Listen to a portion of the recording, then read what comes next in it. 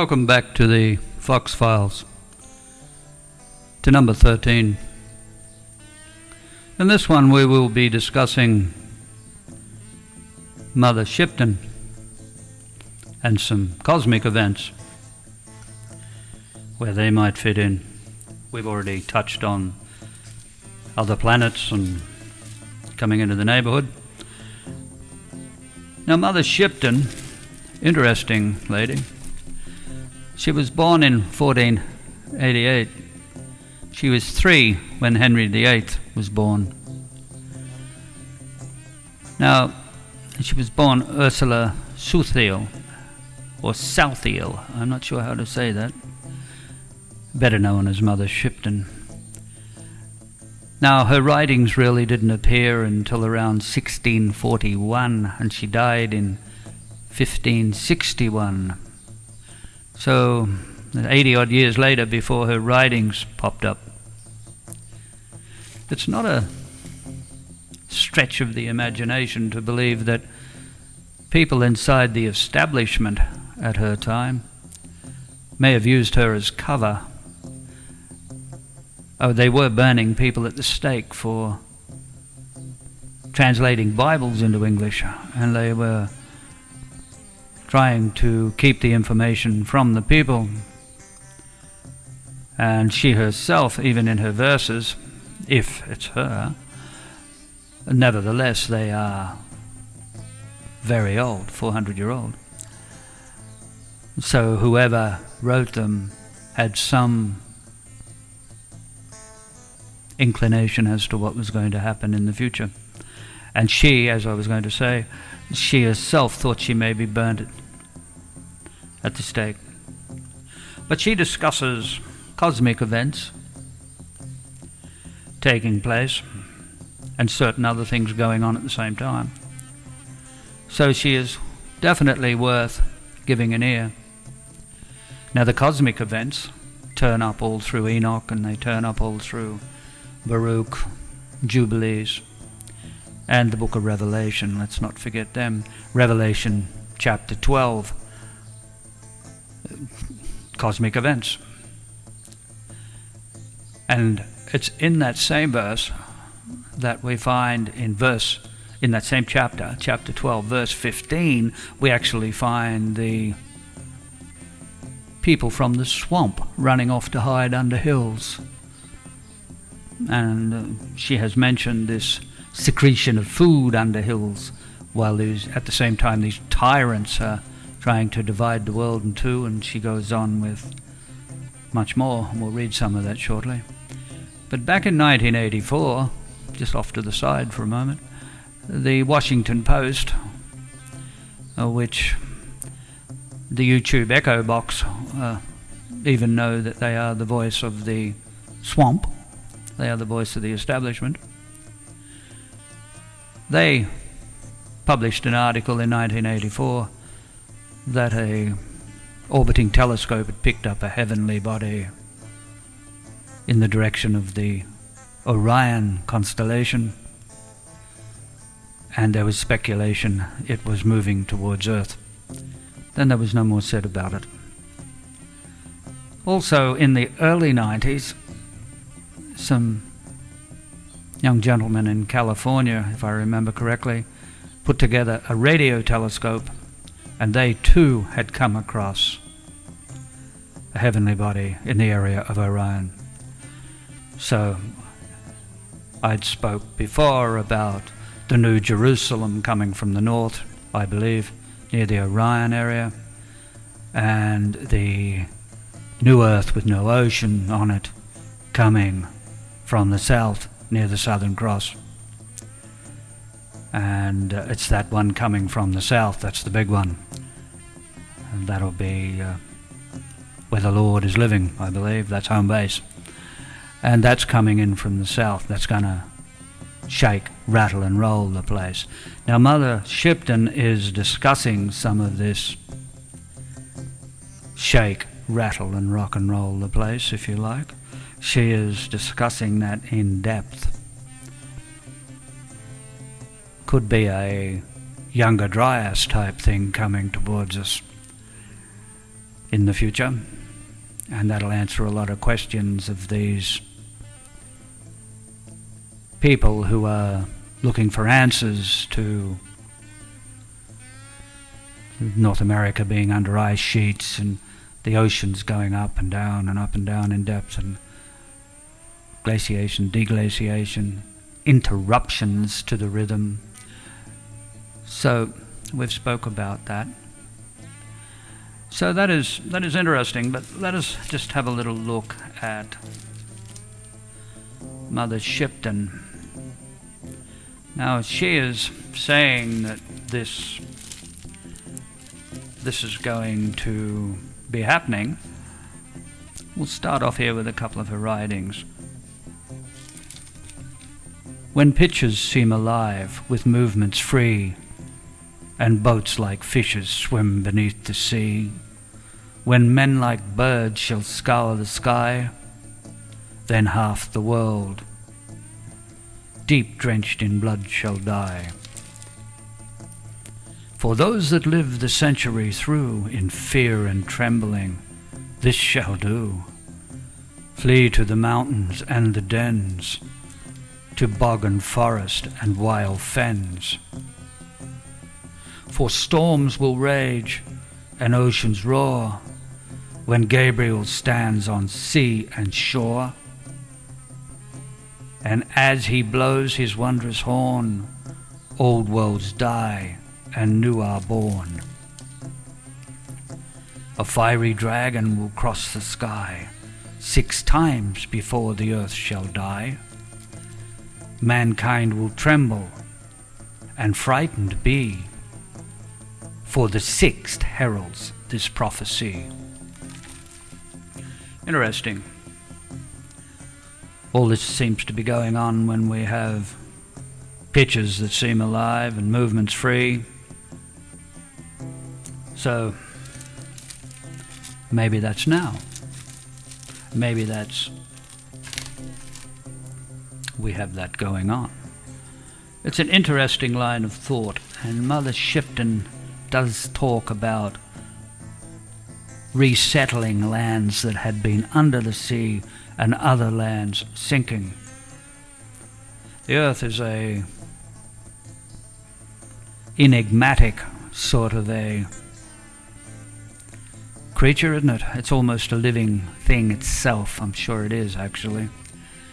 So if we have lots of ice pushing down on the crust in one place, it's likely to sink. There is scientific names for this. Scientists will be able to tell you. But if it sinks there, it comes up somewhere else.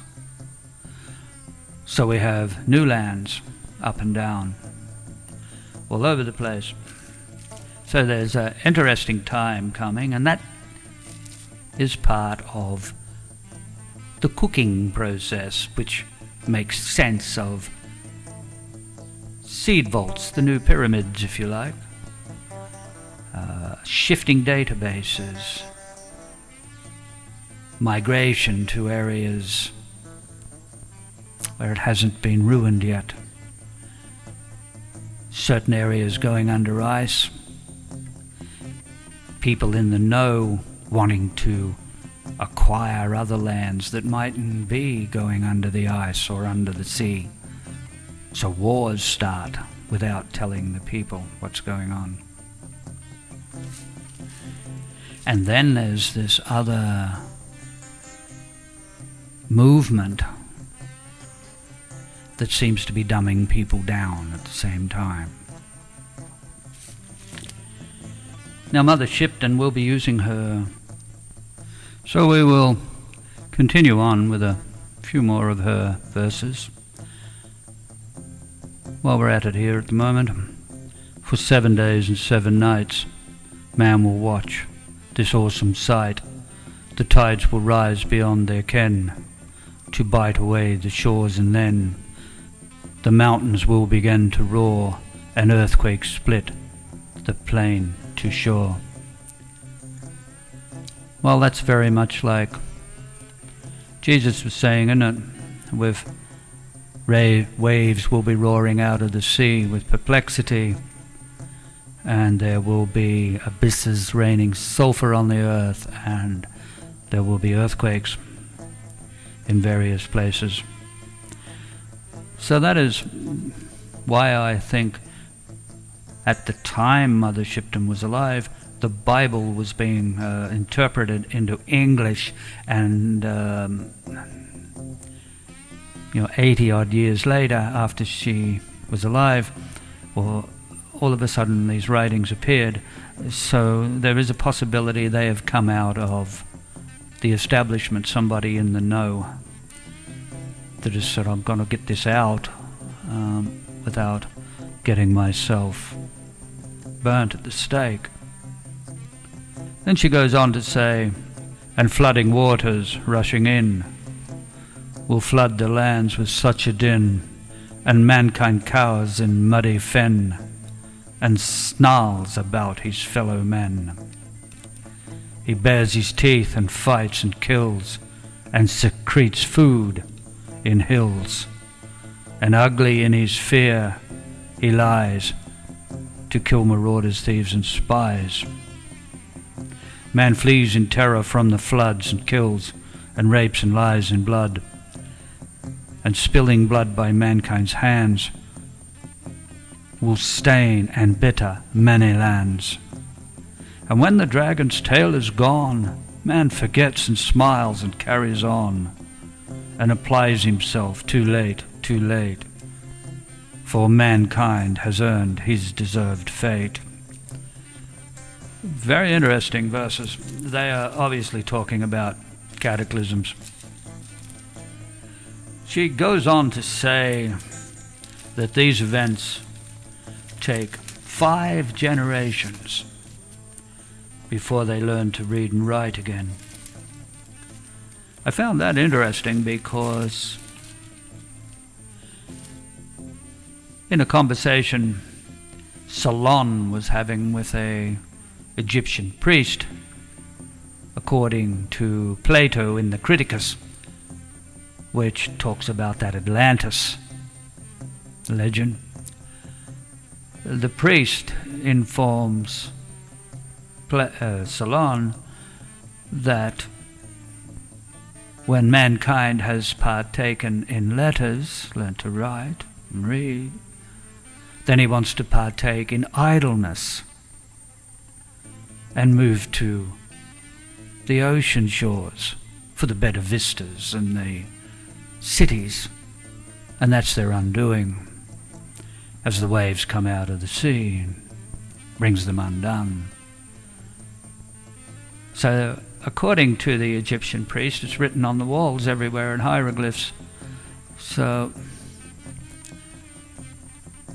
that's where that legend comes from, and there are undersea archaeologists that have found much evidence of this that they don't talk too much about, otherwise their careers don't blossom. They've got to behave themselves in the swamp or they get eaten. But if you listen to a university, say from India, or professors from India, they will talk about the underwater cities that are, and ruins that are, say, between Sri Lanka and India, for instance sake. And I think King Nebulon was talking about the sea raising 100 feet in a year in one time. And they say that was around 1600 BC. That's a bit coincidental because that is around the time Santorini erupted. That's another story. That would have took out the King of Tyre's operation.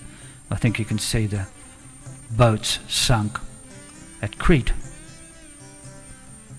and the water above them as they sit at a jetty still loaded with pottery and crockery.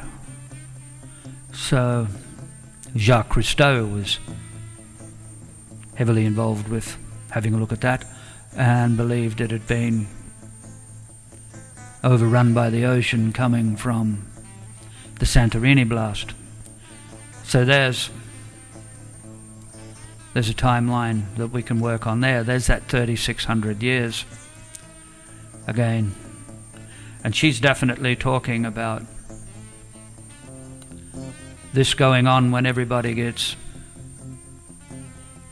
educated, and then they won't do the basics to keep themselves alive, and they're going to forget a lot of the skills that will help them. They seem to be hell-bent on, what could you say, making it difficult for farmers to operate outside the corporations as well. But another interesting pointer towards this is in the book of Enoch, in chapter 69, verse 10.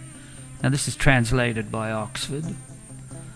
Remember R.H. Charles's works. He worked for Oxford University.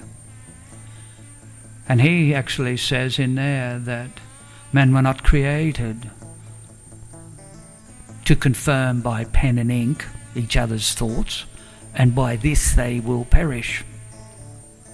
So we have a very old priest in Egypt in the time of the sages of Greece saying the same thing as a prophetess or a lady in England that seems to be privy to the information. 2,000 years later, these writings are being put out there for people. So there is some food for thought there, and we will be using these writings, be they Mother Shipton's or somebody using her as cover. It doesn't matter. They are 400-year-old, and we will be using them with the Book of Enoch, the Book of Jubilees, and the Book of Baruch. So that is Mother Shipton, and we will move on. We'll be talking about other things like the daughter of Tyre that comes along later, the harlot city. We'll be talking about its demise. And we'll be talking about how it is looking very much a fulfilled prophecy. The way it's going, we'll be working on the book of Revelation on that daughter of Tyre, that whore, that Babylon the new, Babylon the great, that was to come, that seems to be here. That shifting from New York to Shanghai I was talking about. So we will do another chapter on New York, and we will be doing that shortly. So, that is 13, Mother Shipton. Thank you.